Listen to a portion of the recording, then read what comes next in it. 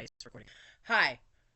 I'm gonna make a disjointed video today. I don't have a script. I don't have anything for this shit, but I want to talk about my history with Banana Hill because the 9 years of it was like literally 2 weeks ago, and I just haven't made a video like this in a while, and I had a good day.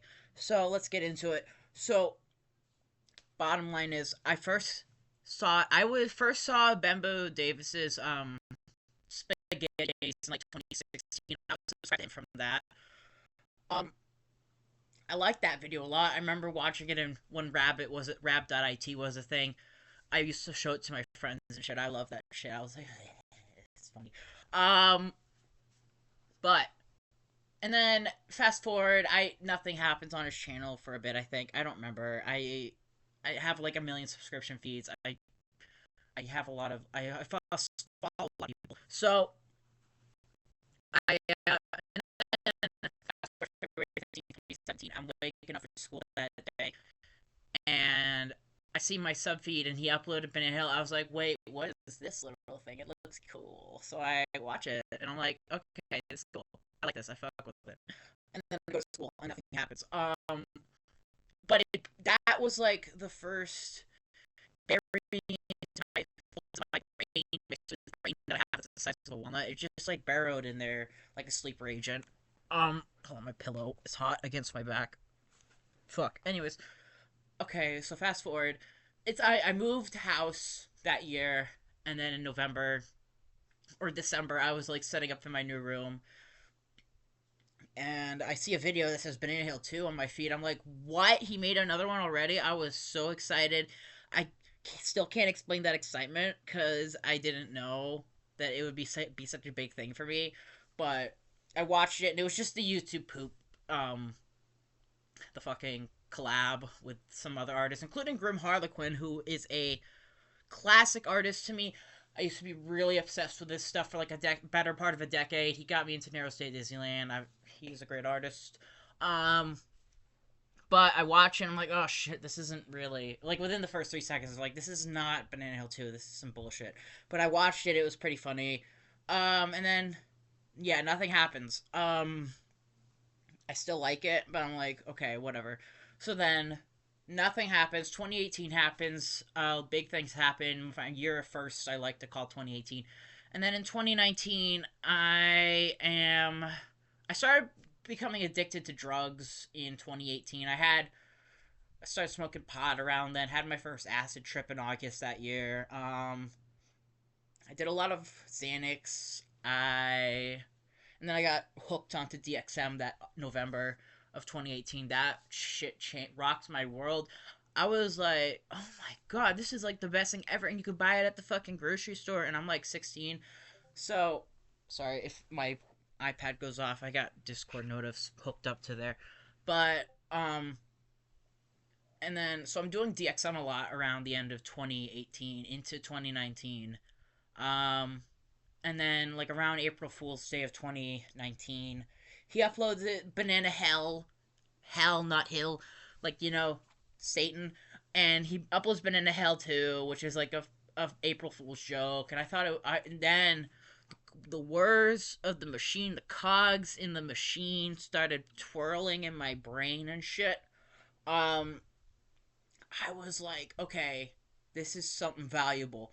And then I just put it off to the side for a few days, but I always found by this point I had found Gail cute. Okay, like it was like an undeniable fact that I thought he was like attractive. This video is gonna be really cringy. I should have said that at the beginning, but who cares? Hold on. So I and then I'm like doing DXM one night, cut like a week later or so, and I'm like, it's like 4 in the fucking morning, and I'm on my phone, doing the typical DXM come down phase shit, and I see Banana Hill, and I'm like, okay, I'm gonna rewatch this now and see if I like it. Oh my fucking god! Yeah, that was the final cog in the machine that needed to turn for the events to take place. It was over from there. I was cooked. I remember, and I still I don't remember the exact day it was, but I say April 10th, 2019, because I found some Discord messages from my old Discord server that I had first started around that time, where I talked about Banana Hill, and I was like, "Yo, guys, there's this cute animation. I really like it. It's called Banana Hill. I think you guys should watch it." Oh, they're gonna be. I'm very aware, my friend. Um, so, and then it just snowballs from there. I'm like, oh my god, I fucking love Gil. He's so cute. I've been so in love with him. And I started seeing myself in Darcy, and I was like in my SJ, like, I was an anti SJW as a kid, and then I like gradually eased into SJW bullshit. Like, I'm not saying it is, but people would willingly label it as that, so that's why I have to make the distinction. But I was like experimenting with neo pronouns. I was like 17. No, I was 16. I was not 17 yet. I was experimenting with neo pronouns. I was experimenting with my gender in like when I took DXM in 2018 November when I was getting into it. I realized, oh, I'm actually genderless and I go by they it pronouns now. And then I just branched off from there. As you can see, I'm still non-binary. I had a couple videos where I was like, I'm a trans man, but no, I kind of went back to being non-binary, but I'm still on hormones. But yay me. So I was experimenting with neo-pronouns, and I was like, I see myself with Darcy, and I started just headcanoning. I'm just gonna use they them pronouns for them because that's easiest, because that's what my beliefs were aligned in. But I don't really see this way anymore. Now I'm gonna like proclaim this. I was not very respectable of Bembo's characters. These are like, let's be first and foremost, these are his OCs, and I was like taking them and warping them to my own liking, which wasn't the best thing I should have done. But granted, I was 17 and like almost 17, very autistic and off the deep rail with the DXM and acid and shit. So what can I say? And I was also deep in Tumblr at the time. Like, I was on and off Tumblr for a few years after some bullshit. Like, a lot of bullshit, actually. I don't use Tumblr to this day because of it. And I don't plan to return to it ever. Like, I make an account to, like, lurk every once in a while. Anyways, I'm getting off tangent. So, I started headcaning them as, like, a they non-binary, Z-Them, Kit Self, you know. I made a whole document around the time, and I was like, "Oh, Darcy is borderline personality disorder and schizoaffective," because I thought I was schizoaffective for like 5 or 7 years, and I was like projecting my drug addiction shit on them. I was just kind of off the unhinged, and I had Ken Gill as like a trans man. I almost I don't know, trans man, autistic. Obviously, he's very autistic. If you couldn't tell, and he was in love with Darcy, and I shipped them together really hard. I called it. I don't remember when I came up with the phrase with the ship name Dale Pickle, but it was sometime around then because I was like, oh, I was like a Einstein with these fucking ship names. I took the D from Darcy and the ill from Gil and mashed them together to make Dill, and then I was like, okay, pickle at the end, and it's cute. It's sugoi. So yeah, that happened, and then I just like what I was fucking insane about them. I wrote a lot of like dirty fan fiction about them. I'm gonna be blunt and say I started writing not safe for work at the end of before I was at 18, but that those are locked to the Google Docs. They are not to be released ever unless I die or something stupid happens. So and then there's like I see Bembo has a Patreon. I'm like, I gotta get in on this. I'm a 16-year-old with a PayPal and people sending me like $20 every so often for a commission. I'm like, I can afford this. So I get the $5 a month thing. Some shit happens though where my PayPal gets locked out, and I'm like, no, I had a breakdown over not being able to view Bembo's Patreon content. I'm not shitting you. It was bad. And then I joined the server, the Discord server for the Banana Hill that he had on Patreon, and it was like fucking like I love it here. And and then he hosts like a Q&A, and I was like, oh my god, this is my big chance. So I asked some questions relating to Gail and Darcy Raffle. I asked if they were related because I had trauma from Sally Face with Larry and Sal. I shipped them before chapter episode 4, whatever the fuck it was. 3, I don't remember. It's been so long. But I was like, no, they're step siblings. What the fuck?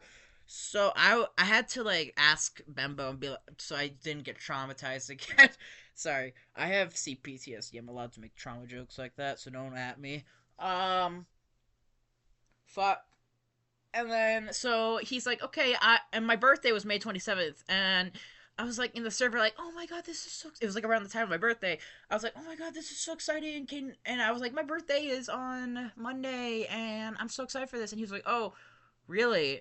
I'll keep that in mind. I'm like, and then I go. It's like 3 days later, and it's my birthday, and I spend almost all day incapacitated in excitement for this fucking Q&A to drop, and um, I was so fucking.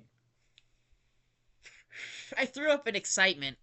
That's how deep it was, and I had a partner at the time. I'm still friends. It uses it pronouns. I'm still friends with it now, but we have gone on different paths. But I was dating this person at the time, and we watched it together in voice call when it dropped. I was like,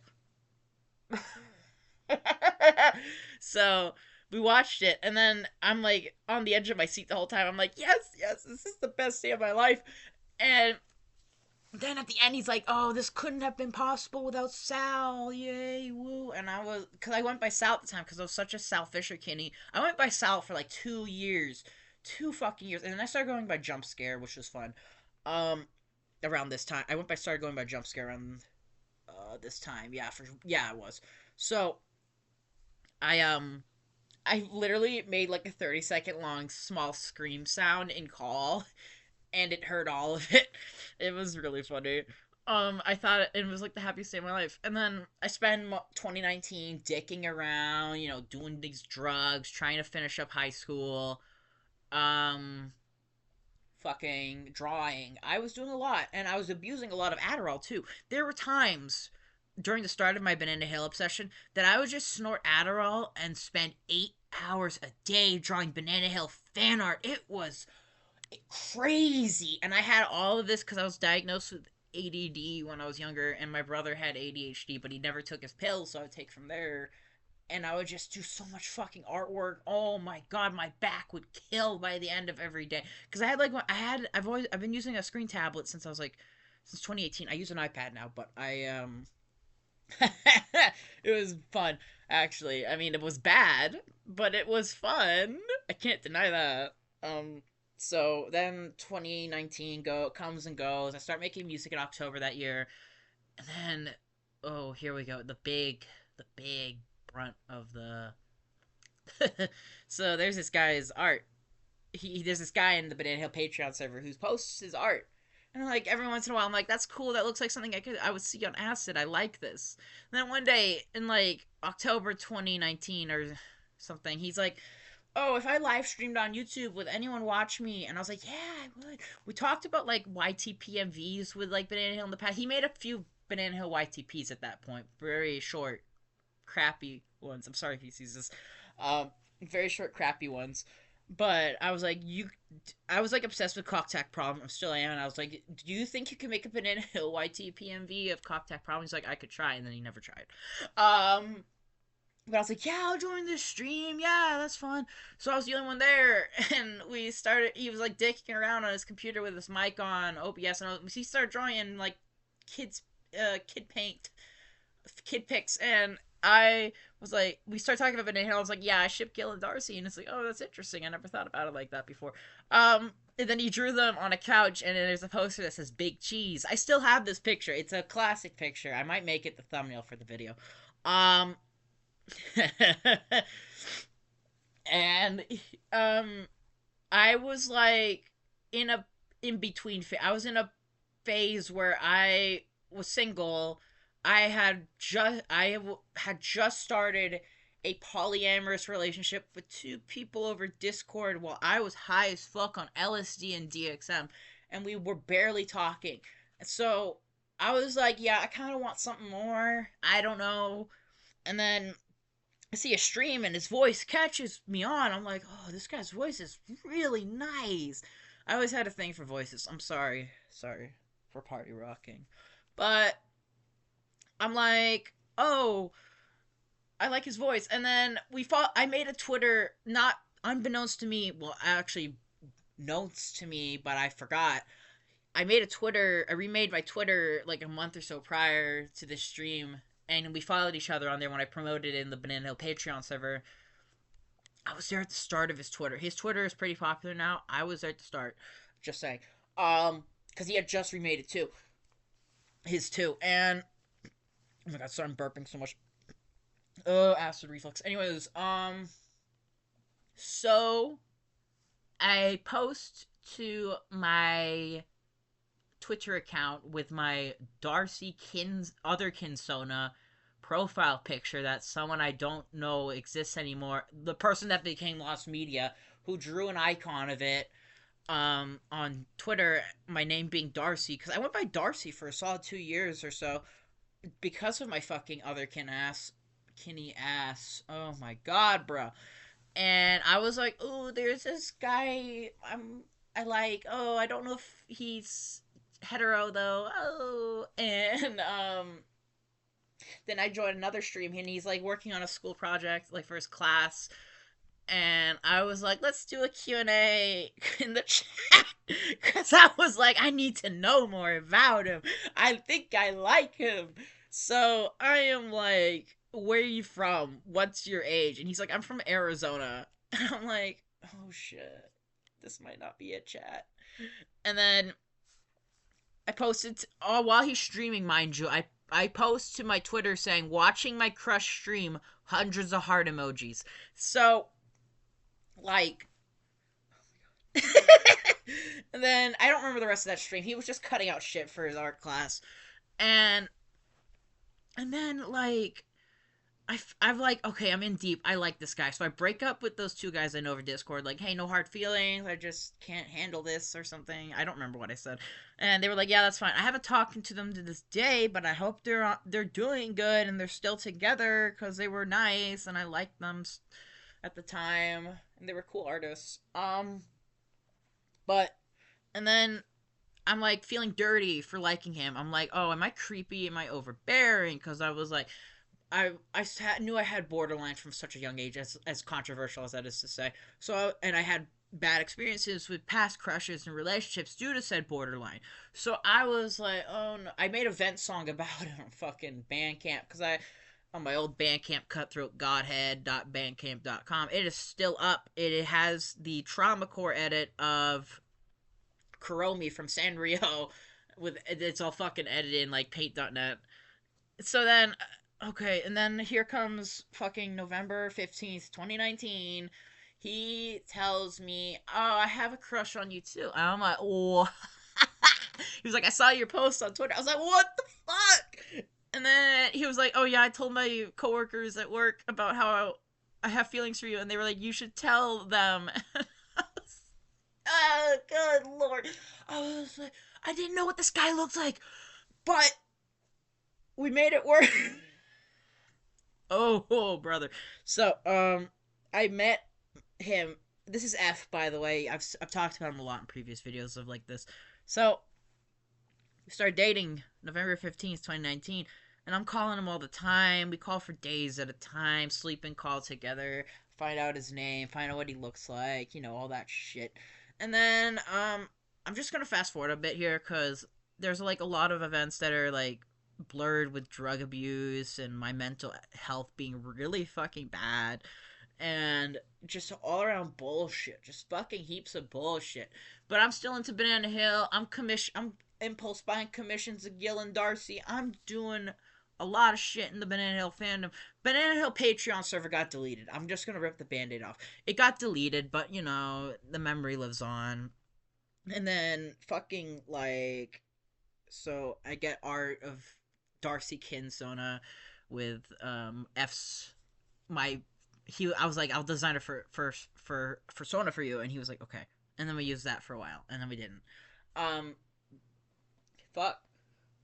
So then, I fucking Xanax overdose of Feb 2020 happens. COVID is big. COVID fucked everyone's shit up, as we can all say. I rightfully agree. And then I'm at the hospital. I'm like, oh, I finally tell my parents, oh, I have this Discord boyfriend. I should show them a picture of him. And they were like, oh, yeah, he seems like a respectable man. So I was like, can I meet him this year? And they were like, yes. And I was like, what the fuck? Because they notoriously never let me meet internet people. And I was like, okay, okay, this is huge. This is a big development. I still couldn't believe when he got the plane ticket in April or March, and I know COVID was big. People like got mad at me for meeting him during COVID. I hate to say it, but I literally would have died. Like, I would not make a big deal out about it now because I've gotten the help and the therapy and the medications. But I literally was not good. I literally would have died, I think. So we met for 3 weeks in May to June. Had my 18th birthday with him. It was fun. I still look back on that time with a lot of fondness, despite everything that's happened over the years. It's still one of the highlights of my life. One of the happiest points of my life. It was good. It was fun. And then I just spent most of 2018, the 2020, like fucked up from drug abuse. Almost get kicked out that summer, for my drug abuse. And I can't see him for months because his school, and the money, and just like, fucking 2,500 miles is a big distance to cross to see someone. So it was a long time. And then, but then in fall into winter, I went to rehab after a big event that I'll see if I'll cover it in another video sometime. Maybe, who knows. Um, so and then when I was at rehab that time, I was really into Banana Hill. I was fucking psychopathic about it. I got commissions. I had money. I got some commissions. I did get one of those, like, for letters from your comfort character sort of deals from someone on Depop where no, this was 2021, but they wrote like a letter like from Gil to me, and I thought it was so cute. Oh Lord, I have so much fucking art of them. And and then F bought me a acrylic keychain custom made of Gil and Darcy. I'm looking at it on my corkboard right now. Uh, for Christmas that year, it was very nice, very nice. If it like broke apart when I was in Boston with him in 2021, I was like sitting on a bench, like a slated bench with a and with my bag, and the charm dipped in between the grates, and when I stood up it was like the other way or whatever, so it got pulled apart, but I managed to salvage it, but I just can't use it now, which sucks. But it's still really cute. I like it. But anyways, um yeah, and then when I'm at rehab that year, I no, this is ridiculous. I was reading Wada Mode, the girl with Tomoko Kuroki, the manga with Tomoko Kuroki, because I could only read I was just reading in groups and not absorbing any info. And there was like the chapter where she meets the porn game voice actor, and she records his lines and then makes edits of it. So I got the bright idea, like, oh, I know Bembo personally. What if I just fucking paid him some money to say something for me in Gil's voice? And I did exactly that. I was going by Dexter at the time. Yeah, I went by a lot of different name changes. My cinematic universe is extensive. But he did that, and it made me so happy. I was like squealing and kicking and punching and shit. This is after I got my phone back. Obviously, I was in like the PHP programming at this point. And then I got out, and then Christmas happened, and I saw F again for the second time. It was a good meetup, but it was very tense because I was supposed to be sober. I did not want to be sober, and there were multiple points where we broke down together over it because I wasn't acting right and I was angry. And then, shit, fuck that shit. Yeah, and then like nothing much happened in 2021. I kind of started moving past Spinning Hill as a whole, but I was still drawing it. It improved my art skills a lot to draw them over and over. I had a lot of fun drawing that. They're very fun to draw. And I was writing dirty fan fiction of them still. Oh my god, bro. And using them as like muses for music, my sample based crap. It was fun. And people were drawing them for me and stuff, and fun shit. And then okay, fast forward, nothing happens much for 2021, and in 2022, I thought I moved past them entirely. But in 2023 of March, Bembo decides to make a new Banana Hill server. Let's fucking go. And I'm still in it. It's still active. It's just very well, not very active. I Nobody talks in there much nowadays, but it's very fun when it gets some activity and signs of life. And people were pouring. I remember the night it opened. I still regard that as one of the happiest nights of my life. People were pouring in, and I'm a mod in there too. Which is cool. F left it a while ago, but it's fun in there, and it is like, um, fuck. Hold on, let me collect my thoughts real quick. I met my friends, two of my friends in there, because they recognized me from my dirty fan fiction. Don't try going looking for them. I literally deleted that AO3 account during a shrooms trip where I was like, I can't be sexual anymore, and then I completely reverted from that like 2 weeks later. But I met them in. They were adults too. I was an adult. They were adults. Okay, I just gotta clear the air because I have OCD. Thanks. And we start talking. We still talk frequently. They're in my new server. We called a lot when we first met. We don't call now, but it was fun when we did call. We had a lot of fun, and one of them drew me a lot of art of Gil, which was nice. And I'm still pretty happy about some art they drew for me. Angel did. Because it was for an art trade, and I literally could not complete my side. I was like not good at all. So yeah, but I'm still very thankful for that notion. Um, and then, oh god, what I had some other things on the back burner I was gonna bring up as time went on. There was the fucking another Q&A video, another Q&A video. I love the Q&A videos still. I think they're great. And then, oh, Banana Problem when 2022 hit. Yeah, I was so excited about Banana Problem. Y'all, that shit rocks my world. That New Year's Eve, mwah. But except when my stalker called the cops and told them I was trying to kill myself and over the counters during that night. Nah, that wasn't very fun. But Banana Problem dropping, oh my god, my mind was blown. It was like everything I ever asked for. I waited years for that YTPMV to be made. No shit. I was so excited. I still listen to it. I've listened to it a lot over the years since it came out. I still listen to it a lot, and I remixed it in hysterical aerocyclohexylamine, which is cool. Um, it's a very well made Y2PMV. I can still say that. And I miss Zajac, and I hope they're well. I heard from their partner some updates from their life, and it was not good, and I hope they're okay. Um, let's see. That was a weird time with Zajac, too, but I'm not going to talk about that because it makes me look bad. No, it's not that bad. But, anyways, so, like, I have to move my legs, they're sweating so bad. I and then so Banana Hill kind of just fell out of my life for a while. Like, but there was the Forbidden floppy disk stuff, which was I was super hyped for, but like the it's lost media. The guy, no, fuck Bembo's hard drive corrupted when he was working on it, and he lost everything. And when I was living with my ex, F's dad is like a computer technician for the government for a living or some shit. So I was like, "Yo, can you recover this guy's hard drive?" And he was like, "Yeah, sure." But that didn't happen. But he can recover hard drives, and I was pretty excited about that concept. Oh, rose tinted lenses be like, but and then I still my Twitter at for a bit was BH2QTFFD because of Quest for the Forbidden Floppy Disk. I abbreviated it for simplicity's sake and also because of a 15 character limit. Um yeah, and like I forgot to say, I shipped Dill Pickle so hard, and then on my birthday in 2020 when F was visiting me while he was asleep, mind you, I still remember this night perfectly. I was DMing Bembo about Dill Pickle, and he was like, "Oh, it can be B canon."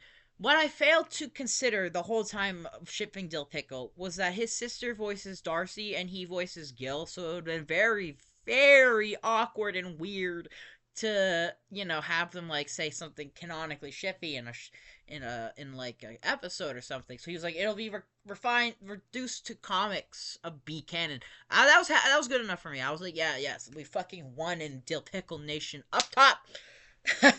But oh my god, bro.